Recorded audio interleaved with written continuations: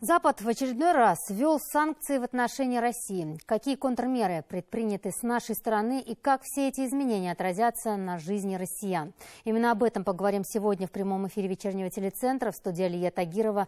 Здравствуйте. Я представляю наших гостей. Это Айдар Зубаиров, руководитель регионального офиса финансовой корпорации «Открытие».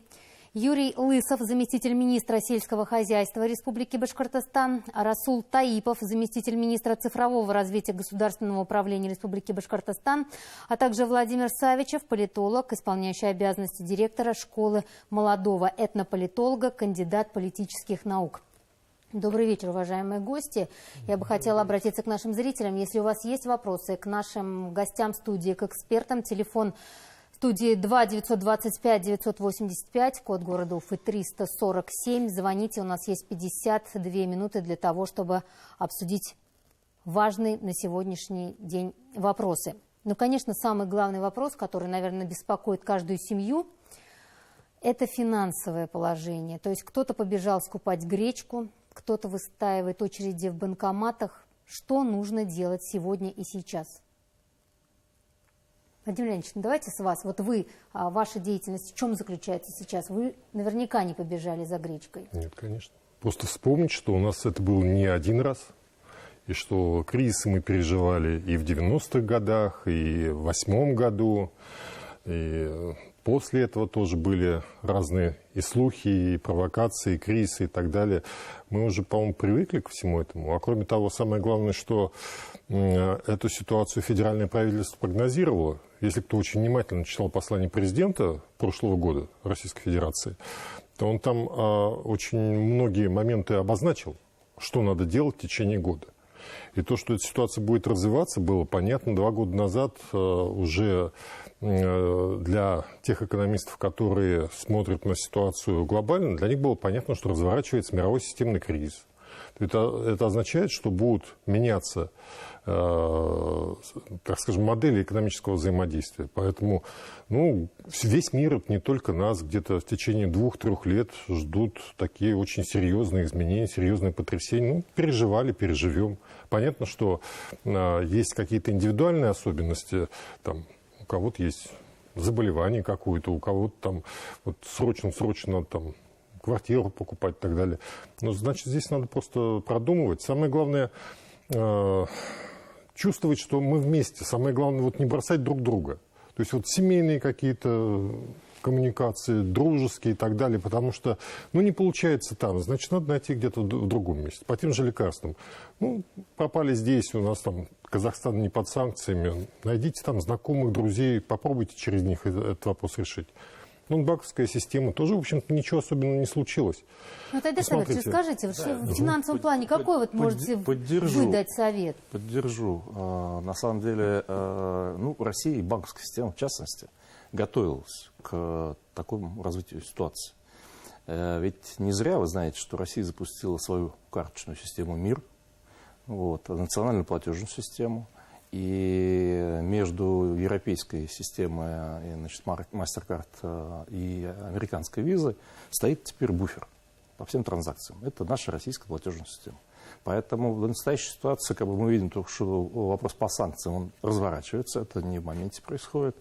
Я думаю, что многие уже пользователи, которые привыкли платить, допустим, телефоном, а не карточкой, уже почувствовали, что какие-то часть сервисов отключаются по крупнейшим системообразующим банкам России. При этом мы переходим на обычные карточки. Поэтому карты Visa и MasterCard будут продолжать работать в России. Это что касается карточек банков, которые попали под санкции. Что касается международных расчетов, то, поверьте, отключение России от SWIFT, ничего такого принципиально страшного для банковской системы это не грозит. То есть эта информация, она появилась, она уже как-то в действие вошло, все это? Кто-то почувствовал на себе в нашей стране? Есть график введения тех или иных санкций, о которых объявлено. В частности, SWIFT, по-моему, 12-13 марта собираются отключить. А Pay, Apple Pay и Google Pay, они уже с 1 числа не работают. Расул Фанирович, на сегодняшний день чем занимается ваше министерство? То есть активизация в каком плане пошла? Смотрите, первое, что нам необходимо сделать всем гражданам, в том числе министерству, это сохранять спокойствие. И самое главное, отбирать ту информацию, которая является правдой. Вот на сегодняшний день увеличилось количество фейков, которые абсолютно противоречат реальности. И в данном случае вот мы, как министерство, рекомендуем опираться на достоверную информацию, которая публикуется. Например, все, что касается замедления там, или так называемой блокировки, которой пока нет, Фейсбука там, и других социальных сетей, это Роскомнадзор, который этим занимается, который эту информацию и может доводить. Но ни в коем случае это не социальные сети и сообщения. Теперь что делаем мы? Мы, это действительно, как коллеги отметили, это большая команда. Мы действуем в синхроне с федеральным центром, и все слышали, наверное, вчера об очередном пакете мер поддержки IT-компаний. Вот хочу в этом плане сказать, это не сиюминутное действие, не то, что наступило вдруг неожиданно. В этом направлении мы действуем уже давно. Все, наверное, слышали о таком национальном проекте, как цифровая экономика. Отдельный проект, целая программа уделен именно поддержке IT-компаний. Это и грантовая поддержка, это и проведение определенных налоговых преференций для IT-разработчиков. И в данном случае вот большая наша роль, и спасибо вашей площадке, довести до каждого гражданина нашей Российской Федерации, до каждого жителя республики, особо IT-разработчиков, что это реальный шанс. Нужно только некоторые вещи вот сделать, я о них сегодня скажу. Первое. Есть такой так называемый список аккредитованных IT-компаний со стороны Минцифры Российской Федерации. А в данный перечень попасть несложно абсолютно. Есть отдельная услуга на едином портале госуслуг, она выведена для юридических лиц. Срок аккредитации занимает сутки, не больше. Требования абсолютно минимальные. Это, по сути дела, наличие АКВЭД 6263. Ну, кто занимается IT, им знает. Это знает.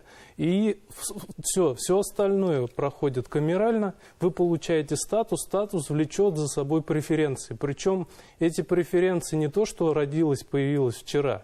Оно действовало давно. Например, для тех, кто находится на общей системе налогообложения, уже на сегодняшний день до вчерашних новостей ставка снижалась до 3%.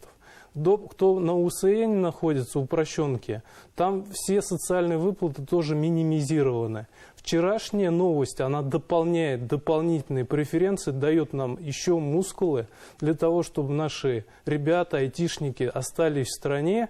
И в чем она заключается? Гранты. То есть выделяется большое количество средств на поддержку наших разработчиков. При этом хочу сказать, вот если взять наш регион, мы специально для того, чтобы разобраться во всем этом потоке разнообразия, уже позапрошлом году создали отдельный проектный офис. Здесь у нас сидит наука, у нас сидят самые крупные наши IT-разработчики республики. И мы чем занимаемся? Мы даем, по сути, полностью сопровождение от начала, от стартапа до реального предприятия, до получения грантовых средств и до реализации проекта у нас в Республике Башкортостан. Какой-то конкретный проект, вот что-то самое интересное, на ваш взгляд, можете сейчас назвать? Ну вот, смотрите, я не буду говорить компанию, мы просто не можем это делать в силу того, что мы министерство, но наша республиканская одна из компаний в топ-рейтинге компаний, которые разрабатывают ERP, а это очень такая нужная для предприятия система, которая, по сути, алгоритмизирует все производственные бизнес-процессы и дает возможность для экономики и для руководителя предприятия правильные решения принимать и правильно бизнес-процессы выстроить. Наша компания в топ-5 вошла. В том числе эта же компания на протяжении многих лет мы с ними сотрудничаем, лидеры в грантовой поддержке со стороны Российской Федерации. Это роботы, это искусственный интеллект, это не слова ради какой-то моды, это реальность, которая работает у нас в республике. И это действительно то, о чем мы говорим, когда, например, к студентам приходят. Это то, к чему вы можете стремиться. И не надо говорить, что за рубежом лучше. Нет. Наши программисты, наши разработчики и наша система взять хотя бы 1С на слуху у всех, он спокойно заменяет все зарубежные программные продукты и работает на 100%. Вот чтобы эти продукты российские, вот завершу, максимально были востребованы нашей экономикой и предприятием, тоже не новелла. Просто многие об этом не знают. Могут получить сегодня в рамках вот этого федерального проекта этот продукт с 50% скидкой. Есть Российский фонд развития информационных технологий, и процесс получения этого продукта и скидки абсолютно простой. Ты на сайт заходишь, ты даешь заявку, и ты получаешь продукт. Все остальные денежные вопросы решает за тебя Airfrit. Ну, слушайте, более чем исчерпывающий ответ, но вот вы уже в начале своего ответа упомянули такой факт, как фейки. То есть настолько много, даже я не знаю, какое прилагательное подобрать, информации. Вот когда мы готовились к эфиру, то есть последняя такая информация о том, что в 18:00 отключат одну из социальных сетей. Ну, вот мы с вами работаем, я проверяю, сеть работает. Естественно, поэтому... Дорогие друзья, вот для получения оперативной, а главное достоверной информации запущены информационные ресурсы объясняем.рф, а также объясняем.башкортостан.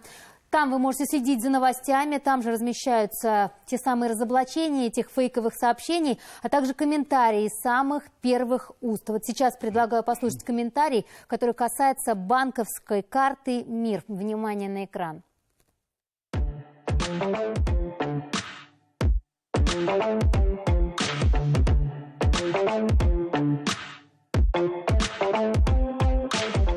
Все операции по картам международных платежных систем и, безусловно, по карте МИР, которые выпущены российскими банками, они и обрабатывались, и продолжают обрабатываться внутри нашей страны безо всяких проблем, в штатном режиме, вне зависимости ни от каких геополитических условий. Ну вот, наверное, самое время поговорить о сельском хозяйстве. Оно очень популярно в нашей республике. Вот, Юрий Александрович, на сегодняшний день как себя чувствуют предприниматели, сельское хозяйство?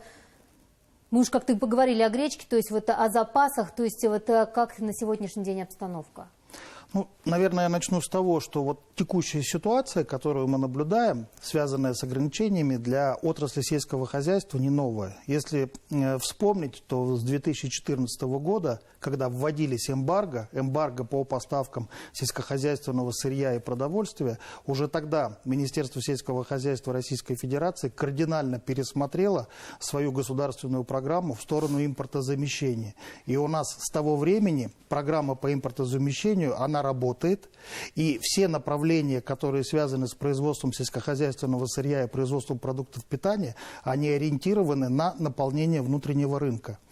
Если говорить о наших сельскохозяйственных предприятиях республики и перерабатывающей промышленности, то никакой катастрофы не произошло. Сельхозтоваропроизводители абсолютно готовы к сельскохозяйственным весенне-полевым работам. Техника у нас подготовлена на 94%.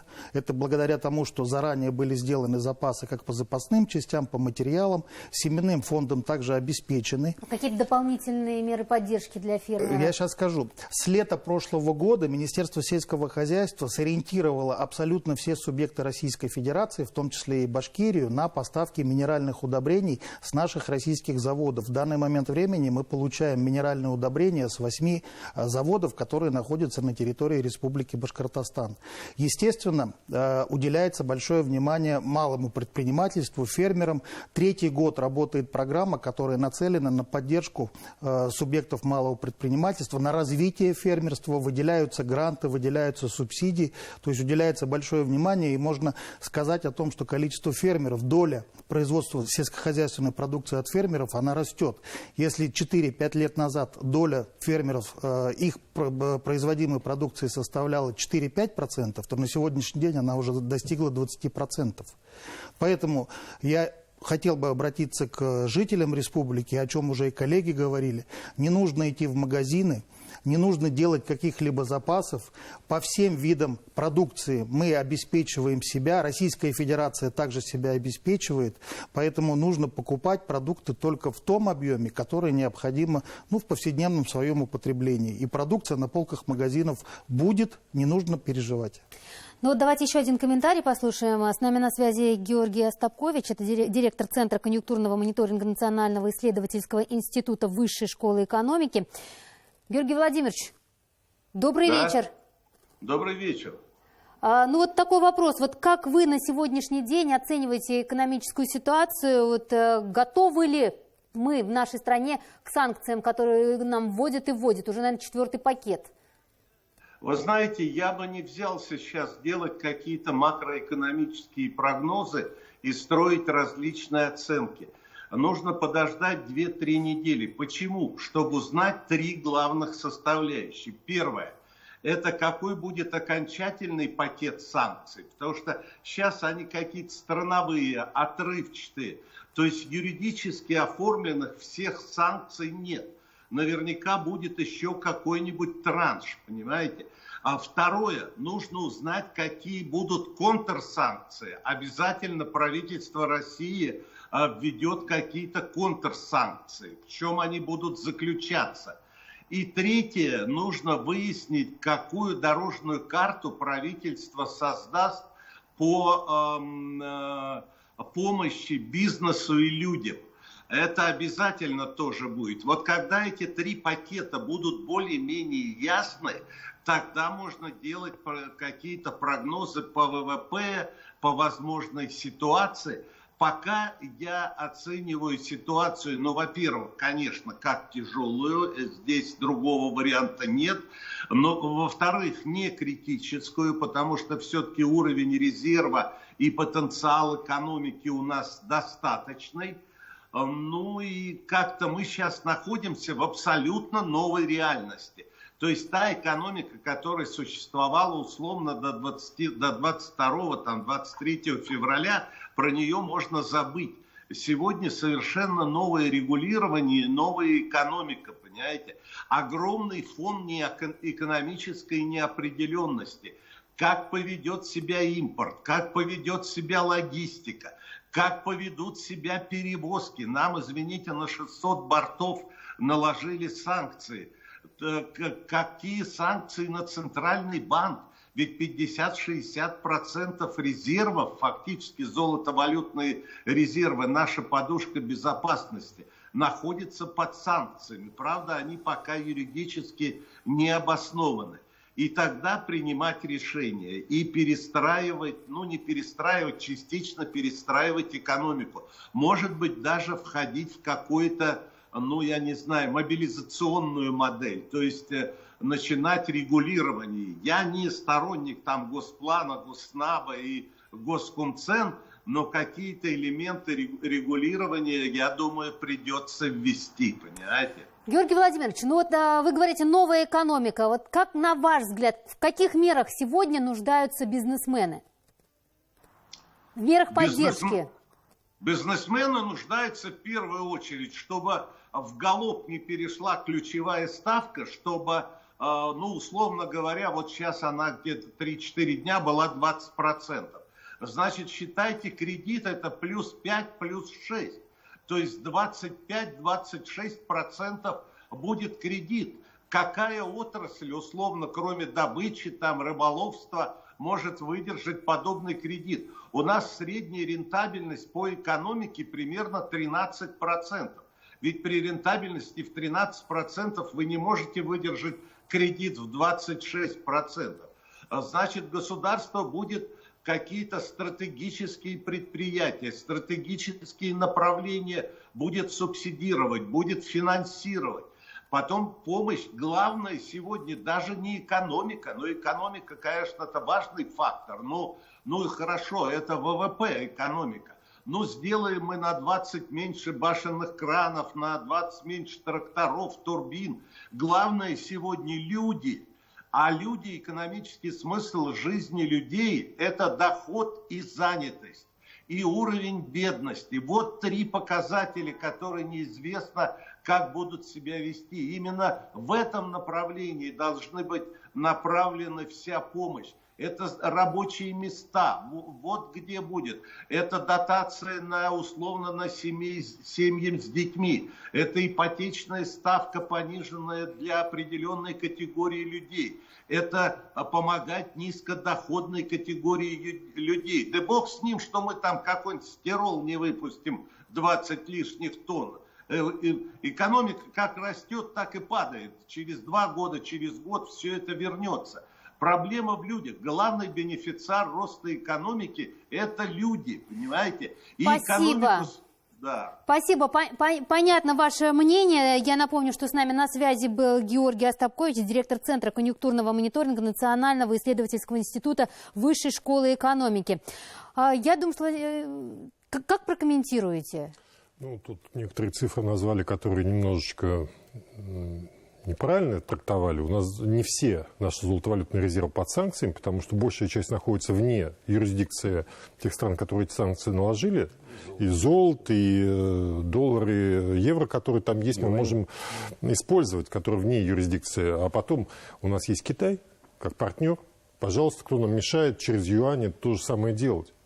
Нет такой ситуации, как вот нам пытаются рассказать, что весь мир против нас. Ну, давайте посмотрим.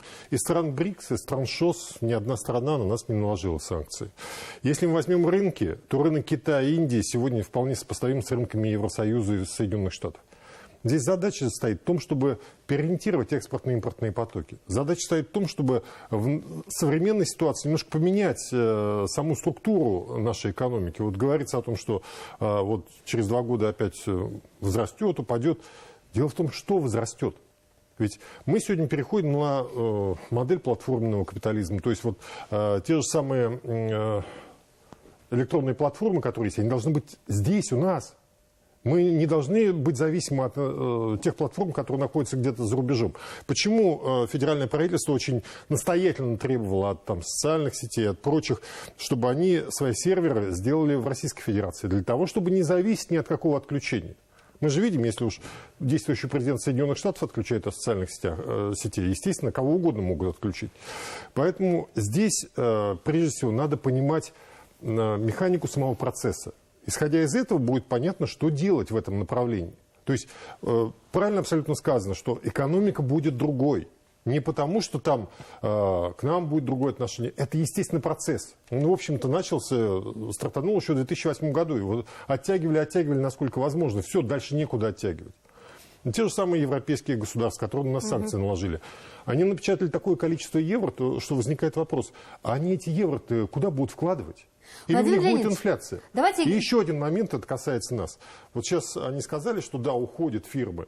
То есть возникает вопрос, а вот с той собственностью, которая здесь была, мы что будем делать-то? Вот они уходят, хорошо, они ее где-то бросают, закрывают. Значит, надо продумать вопрос перехода, юридического перехода этой собственности тем собственникам, которые готовы здесь работать, готовы все это развивать, готовы все это дальше поднимать. Nestlé уходит, там 6 фабрик бросает. Ну ладно, бросай. Давайте мы быстро найдем замену. Потому что то, что она производит, это не какой-то уникальный товар. Расул Руфанидович, вы говорили о том, что вот сейчас ваше ведомство занимается консультированием, то есть к вам обращаются предприятия, фирмы, с какими проблемами сталкиваются и вот каким образом оказываете помощь? Самое первое, наверное, мы в данном случае сами инициируем. Потому что пока, честно говоря, вот определенная такая тишина и, возможно, такая настороженность к ситуации. Поэтому вот буквально вчера у нас была как раз тема, о которой я сказал. Мы специально вышли в диалог. У нас у министерства есть свой отдельный чат. И мы быстро, без каких-либо бюрократических вот этих колен общаемся напрямую. Объяснили ситуацию, еще раз разъяснили механизмы, какие есть. И вдохновляет действительно ребят. Я думаю, что указ Владимира Владимировича, который вчера вступил в силу о поддержке IT-отрасли, это такой толчок, который, мне кажется, не просто эффективно, но он активизирует всю отрасль. Я бы хотела вот до начала рекламы, вот, Юрий Александрович, чтобы резюмировать в отношении сельского хозяйства. Вот на сегодняшний день есть такие фермеры, которые звонят и спрашивают, задают какие-то вопросы? Ну, конечно, есть волнение, конечно, чувствуете? Я бы сказал, не волнение, а просят консультации. Консультации какого рода? Касательно, какую продукцию сеять в весенне-посевную кампанию. Потому что был достаточно активно развит экспорт, в том числе и в страны Европейского Союза. То есть, возможно, нужно переориентировать свой севооборот. Следующий вопрос, это связанный вот с льготными кредитами. В связи с повышением ключевой ставки, они опасаются, что льготное кредитование будет прекращено. Ну вот, говорилось о 26% кредитов. Так вот, сегодня только вышло официальное сообщение о том, что премьер-министр Российской Федерации принял решение о дополнительных мерах поддержки сельского хозяйства и в том числе продолжение вот этого эффективного метода льготного кредитования для всех и сельхозтоваропроизводителей, и для фермеров. И также дополнительно выделены денежные средства на стабилизацию цен на молочную продукцию, на хлебобулочную продукцию, на мясную продукцию. То есть только увидели, что какие-то санкции вводятся в отношении Российской Федерации, тут же правительство делает реакцию в сторону агропромышленного комплекса для того, чтобы стабилизировать ситуацию, чтобы фермеры не занимались политикой, а занимались производством сельскохозяйственной продукции, и чтобы продукция была на полках магазинов. Ну, о других мерах мы поговорим чуть позже. Дорогие друзья, сейчас реклама на БСТ, и вернемся в эту же студию, не переключайтесь.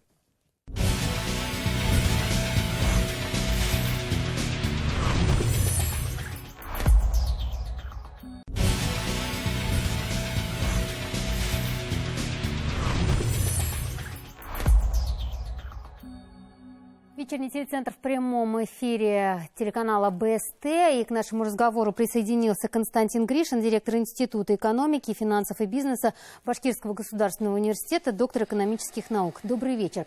Ну, вот мы уже говорили и о SWIFT, и о финансовом положении на сегодняшний день.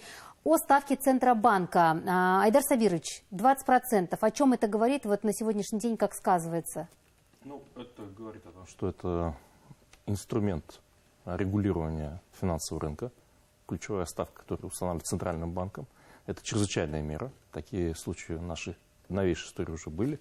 Если вы помните, это в 2014 году, в декабре, она поднялась до 18% годовых. Это, безусловно, говорит о том, что на рынке сейчас, чтобы успокоить ситуацию на рынках, надо убрать колебания, значит, спекулянтов в части валюты, поэтому по части торгов ценными бумагами, как вы знаете, до 9 числа не приостановлены, чтобы не сеять лишнюю панику. Были волнения в первые, наверное, дни, когда люди боялись за наличные. То есть мы видели повышенный спрос на наличные в банкоматах. Сейчас вот уже второй день, когда ставка поднялась, банки подняли ставки.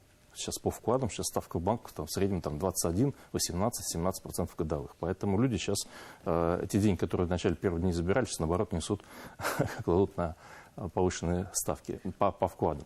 Но это также и поднялась ставка по кредитам. Вот это самый главный вопрос. Ставка по кредитам поднялась, это очевидно, понятно. Вот, поэтому мы предполагаем, что будет сейчас понижение спроса на кредиты, потому что ставка 29, 30, 35 ставка по кредитам. Ипотека вчера возобновила свою работу, в частности, по госпрограммам в том числе. То есть есть льготные госпрограммы? Да, льготная программа по жилью с господдержкой, семейная ипотека, господдержка, она есть и работает. Константин Евгеньевич, а как вы считаете, вот будущие ипотеки? Вот просто последние несколько дней люди стали опасаться, вот те, кто планировал, и то есть у них, естественно, масса вопросов. Ну, что касаемо этого инструмента развития жилищного рынка, я думаю, что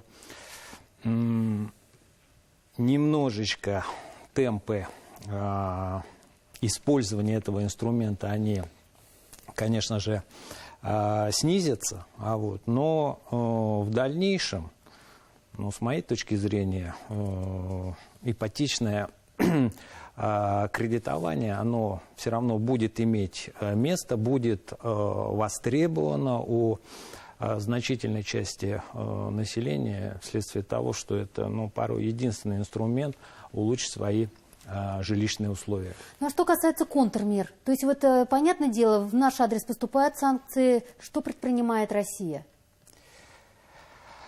Что касается контрмер, ну вот с моей точки зрения, на текущий момент все санкции, которые приобретают характер тотальных в отношении России, да, они зачастую принимаются на таком эмоциональном, скорее, уровне, да, без просчета последствий, как эти меры повлияют на самих инициаторов этих санкций. Мы видим, да, кто во что гораст, там, вплоть до того, что изучение Достоевского останавливается в каких-то итальянских вузах. Вот сегодня информация прошла, потом, естественно, опомнились и вернули данный курс в структуру учебного плана. И мне представляется, что в ближайшее даже время, наверное, придет осознание того, что санкции будут иметь отрицательное значение и для инициаторов этих санкций, да, и уже последующим санкции будут, если они и будут вводиться, то будут более дозированно, с просчетом последствий. Вот. Что касается контрсанкций, мы прекрасно понимаем, что Россия, она очень серьезно встроена в мировую экономику. Российские предприятия являются частью производственных мировых транснациональных производственных цепочек, да, и это, конечно же, позволяет России формировать свой пакет контрсанкций, но даже элементарно вот на примере поставок газа Европа, Евросоюз, он примерно на 40, по отдельным оценкам на 50% зависит от подставок из России. Да, это, в принципе, с моей точки зрения, значимый инструмент такого контрдавления на, прежде всего, на потребителей, на бизнес западноевропейские, которые, в свою очередь, конечно же, будут поддавливать свои правительства на предмет того, чтобы шла работа по снятию санкций с России. Сегодня уже 2300 биржевой курс по газу. Ну, я думаю, об этом мы тоже можем долго говорить. И вот если обсуждать что-то насущное, то все-таки дефицит товаров население волнует больше всего, несмотря на то, что очень много объяснений. И вот давайте сейчас послушаем комментарий министра торговли и услуг Республики Башкортостан Алексея Гусева, который дал комментарий нашему телеканалу. Внимание на экран.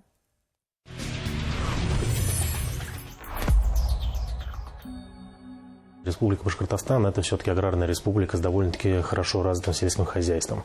У нас довольно-таки большое количество населения проживает в сельской местности и работает именно в плане сельского хозяйства. Поэтому здесь мы каких-то особых переживаний для себя не видим. Мы на еженедельной основе мониторим ценообразование и товарные остатки наших торговых сетей, причем как республиканских, так и федеральных. И скажу так, что по данным последнего мониторинга, которые были буквально позавчера, мы видим, что да, цены на отдельные продукты с начала года растут, но они растут в рамках тех инфляционных процессов, которые у нас были и в допандемийный период. А то, что касается товарных остатков, то они на сегодня также соответствуют допандемийным значениям. Это стандартно, как у нас было, в принципе, в предыдущие годы. То, что касается рублевого эквивалента, это порядка 45 миллиардов именно продуктов, я сейчас говорю о продуктах питания. И то, что касается работы, это порядка 36-38 дней в зависимости от срока годности того или иного продукта. Поэтому мы на сегодня каких-либо явлений, которые отличаются от недели назад, месяца или полугода назад, пока не наблюдаем. Нужно понимать, что торговля – это довольно-таки динамичная отрасль. И мы видели, что наш ритейл, республиканский, федеральный, довольно-таки активно справлялся со всеми теми вопросами, которые у нас были в начале пандемии, когда у нас был повышенный спрос, и наша задача была не допустить дефицита полок. Мы с этим удачно справились. Я считаю, также не допустили резкого скачка цен на продукты, как раз именно за обеспеченность. И в том числе за счет того, что на рынках как республиканского, так и федерального ритейла присутствует довольно-таки большое количество товаров именно местного производства.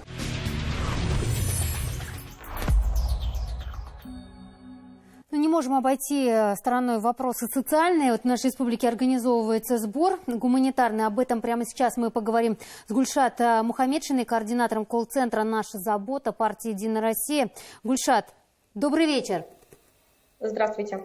Ну, расскажите, пожалуйста, вот как сейчас идет сбор помощи, то есть какую помощь оказывают наши зрители, что необходимо? Да, 15 февраля общественной поддержкой эвакуированных граждан Луганской и Донецких республик при региональном отделении партии. По линии гуманитарной помощи наши жители очень активно откликнулись. Большое количество у нас обращений, уже более 1000, с предложением, как помочь разместить при необходимости у себя переселенцев, также с желанием принять участие в оказании гуманитарной помощи. Люди к нам приходят с продуктами, это долгого хранения, крупы, сахар, чай, кофе, а также одежда детская, взрослая, детское питание, постельные принадлежности. Бытовую технику приносят, посуду. Ну, в общем, все первое необходимое. Вот я знаю, что на днях гуманитарный конвой опять отправляется, да? Да, мы готовимся, вот на днях будем отправлять. На сегодняшний день у нас сейчас собрано около 17 тонн гуманитарной помощи. Из них, вот, получается, около 10 тонн мы в Уфе приняли и около 7, чуть более, по республике. Гульшат, если нужны волонтеры, куда можно прийти и в чем нуждаетесь? То есть вот что нужно принести, если, допустим, наши зрители хотели бы тоже оказать помощь? Нужно позвонить по телефону 8 800 201 8903. Мы принимаем звонки. Также 218 19 19. Желающие стать волонтерами могут помочь в фасовке. Также у нас еще есть такая категория людей, пенсионеры, которые хотят оказать помощь, но гуманитарную помощь нужно забрать у них из дома. То есть нужны волонтеры, которые могли бы съездить, забрать, привезти к нам. А что конкретно нужно? Можете назвать? Нужно съездить к желающим помочь до дома, забрать их помощь и довести до пункта приема. Я поняла. Я имею в виду какие-то конкретные предметы, может быть, гигиены, продукты или что? Нужно, да, поняла. Конечно, нужны первой необходимости вещи, да, канцтовары можно, для детей игрушки, детское питание, памперсы, подушки, одеяла. Ну, в принципе, мы все собираем. Спасибо, спасибо. На связи с нами была Гульшат Мухамедшина, координатор колл-центра «Наша забота» партии «Единая Россия». Владимир Леонидович, вот, у многих такой вопрос резонный сразу возникает. Люди готовы помочь. Вот, насколько эта поддержка эффективна и вот, как долго нам придется поддерживать? Вот, временные какие-то рамки? Ну, если речь идет о Донецке и Луганске, там, в общем-то, люди работящие, и они все настроены на то, чтобы самостоятельно зарабатывать. Да, сейчас надо поддержать, потому что то, что... Вот на ваш политический взгляд, какую помощь нужно? То есть вот бытовые вещи понятно. Да, в общем, любую помощь. На самом деле, когда вот приходят в эти поселки, там выясняется, что их ограбили до нитки буквально. Там вплоть до того, что машину не смогли завести мародеры, они ее просто расстреляли. Поэтому помощь там вот этим людям нужна любая. И, конечно, нужна помощь централизованная по ремонту их жилищ. То есть это и стекло, и шифер, и железо, и так далее. Там много чего надо ремонтировать. И вот надо отметить, что молодцы местные власти, они настолько это уже научились быстро, оперативно ремонтировать. Там они говорят, холодно. Мы не должны людей оставлять без тепла, без света, без газа и так далее. И буквально все повреждения ремонтируются очень быстро. Естественно, это очень большой расход материала. Поэтому туда, в общем-то, надо все, что касается обычных повседневных нужд человека. Я думаю, что добавит к этому наш еще один спикер. Это Ильдар Бикбаев, председатель Совета регионального общественного фонда поисковых отрядов Республики Башкортостан, член регионального штаба Общероссийского народного фронта. Ильдар Зинурович, добрый вечер. Добрый вечер, Алия, добрый вечер, уважаемые зрители. Что вам есть добавить вот, конкретно по теме гуманитарной помощи? Мы гуманитарную помощь вообще, вот как поисковые отряды, так и в целом республика имеет большую практику Еще с 2014 года мы эту гуманитарную помощь проводили. Наши поисковые отряды самостоятельно собирали и вывозили. Республика огромную помощь оказывала и на территории Луганской, Донецких республик, и вот связанной с ситуацией с Осетией. Поэтому, конечно же, помощь необходима именно сегодня, потому что это как раз время помогать нашим россиянам, проживающим на Донбассе, тем людям, которые вынуждены сейчас приехали к нам. И, конечно же, вот эти гуманитарные конвои очень важны сейчас. И хотелось бы, чтобы побыстрее специальная операция завершилась, и для того, чтобы люди смогли вернуться в свои дома. Удается оперативно доставить помощь? Да, конечно. Вот мы буквально, я был в Санкт-Петербурге на выходные, там в субботу собирая гуманитарный как раз конвой, то есть машину, да, она уже, по моим сведениям, уже на Донбассе. То есть достаточно быстро идет доставка. Вот. Я думаю, что тот гуманитарный груз, который партия «Единая Россия», наша региональная республиканская, собирает сейчас, тоже быстро будет доставлено. Спасибо огромное. Спасибо. На связи с нами был Ильдар Бикбаев, председатель Совета регионального общественного фонда поисковых отрядов Республики Башкортостан, член регионального штаба Общероссийского народного фронта. Вообще, Константин Евгеньевич, как вы думаете, вот эти контрсанкции, санкции, как долго они будут стоять еще между нами? Ну, само по себе прогнозирование дело неблагодарное. Сейчас очень сложно судить о том, насколько затянется вот эта ситуация. Вот, но с моей точки зрения нужно просто быстренько адаптироваться к новым условиям, к новому контексту. Вот. В принципе, текущая ситуация, она на самом деле может быть рассмотрена и с точки зрения появления новых возможностей. Я рассуждаю как экономист. С точки зрения придания некоего драйва, допустим, развитию предпринимательства, развитию новых технологий. Вы же знаете, в 2015 году у нас была принята программа импортозамещения, да, которая, в принципе, позволила определенные проблемы с дефицитом отдельных технологий начать решать. Вот. Сейчас, я думаю, эта программа будет еще более динамично реализовываться, ну, в силу известных событий. И думаю, что по большому счету вот сейчас главная задача, в принципе, возможно, не заниматься прогнозированием того, как долго будут те или иные санкции воздействовать на нашу экономику, а сосредоточиться на поисках путей решения, на принятии каких-то управленческих решений, которые позволят как можно быстрее адаптировать нашу экономику, социальную сферу под новые условия. А поверьте мне, потенциал такой есть.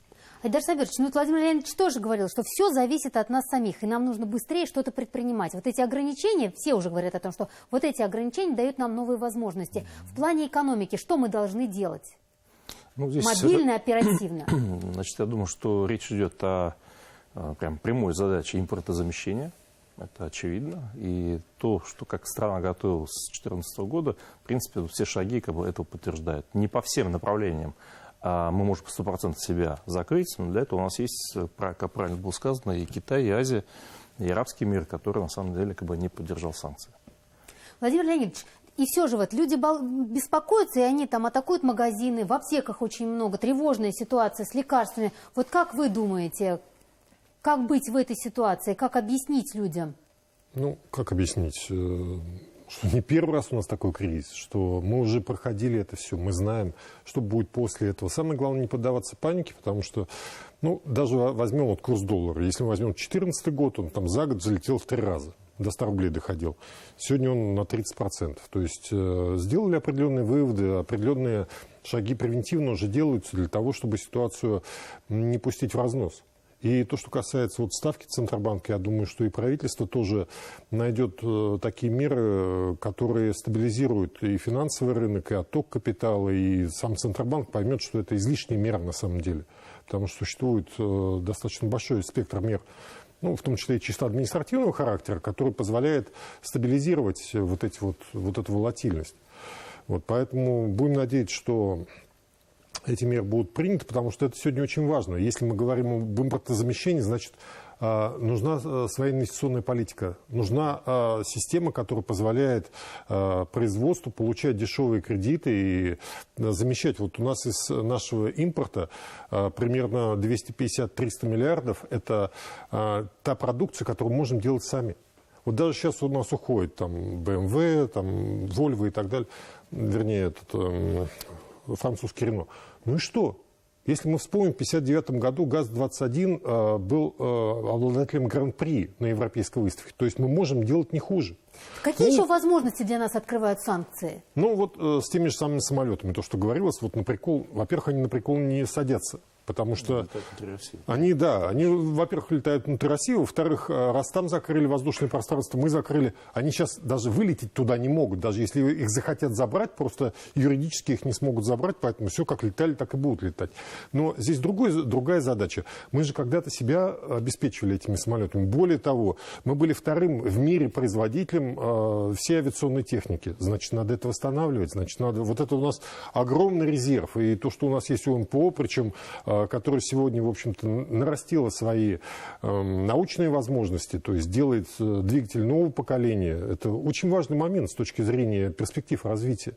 Мы сегодня можем делать тот же самый ширпотреб, которого в том же Китае закупаем сами, потому что у нас сегодня и люди остались, и производственные возможности, и все прочее, и рынок нам очистили.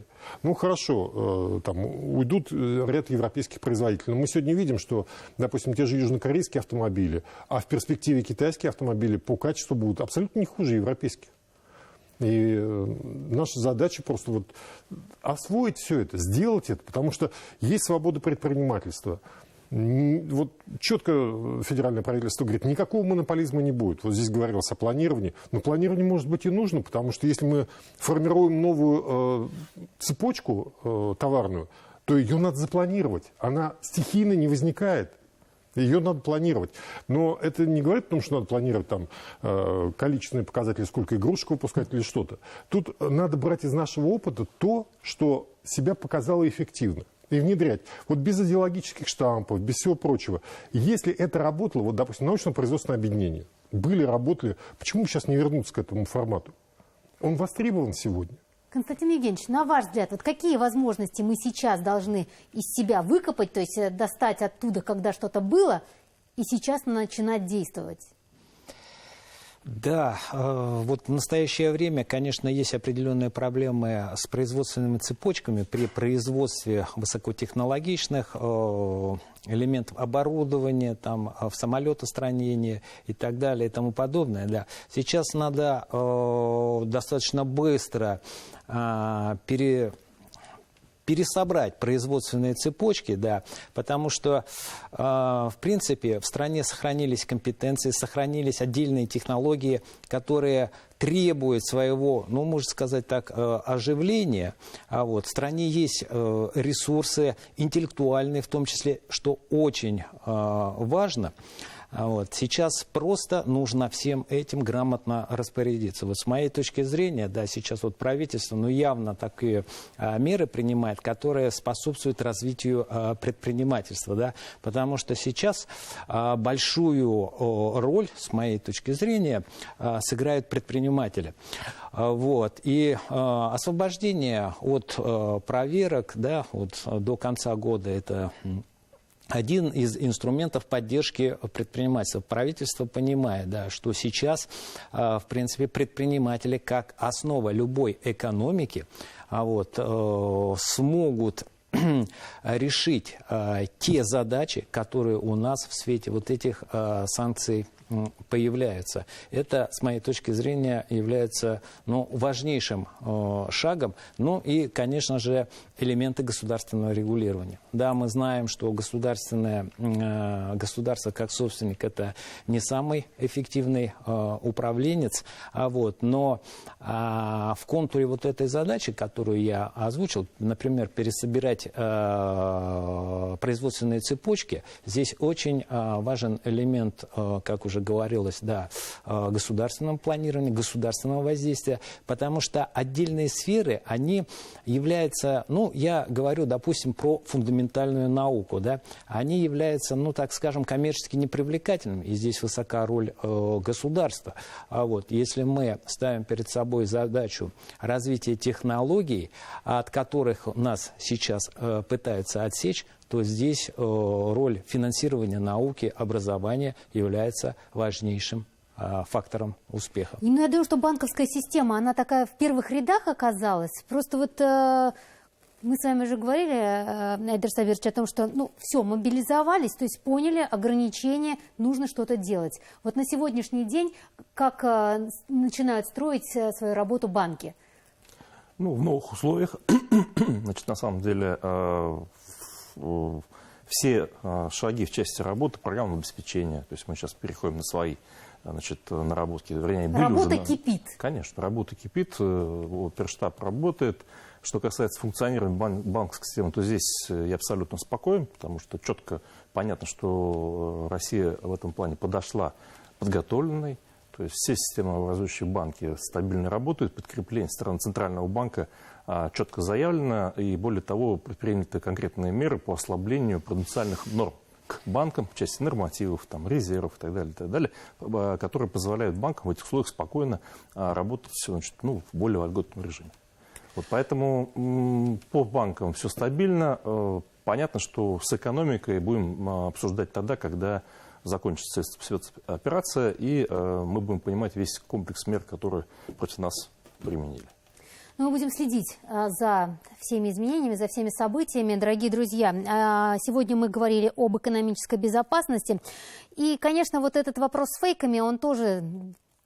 Так получается, что он остается открытым, а потому мы бы хотели проинформировать вас, что для получения оперативной и, главное, достоверной информации запущены информационные ресурсы объясняем.рф, а также объясняем.башкортостан. Там вы можете следить за новостями и получать информацию из первых уст. Это был вечерний телецентр. Оставайтесь на БСТ. Увидимся.